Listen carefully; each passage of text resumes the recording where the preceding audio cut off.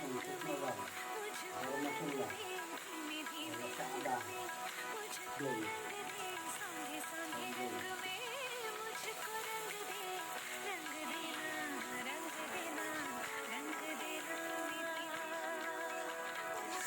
মশলাটা ছেড়ে দেখতে হলুদ,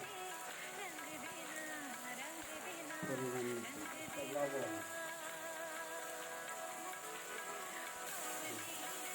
এগুলো সমস্ত মশলা দিয়ে সুন্দর করে কষায় যখন তেল ছাড়বে তখন যদি কী হবে মুরগির গোস্ত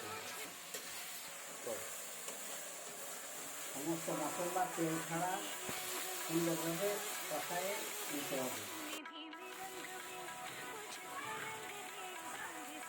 ঝালের গুঁড়ো এই সমস্ত মশলা দিয়ে শেষ।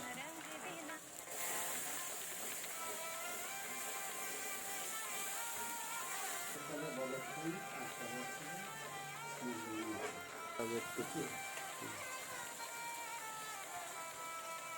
টক দই দিয়ে মাখা দেখা মুরগির মাংস সর্বশেষ।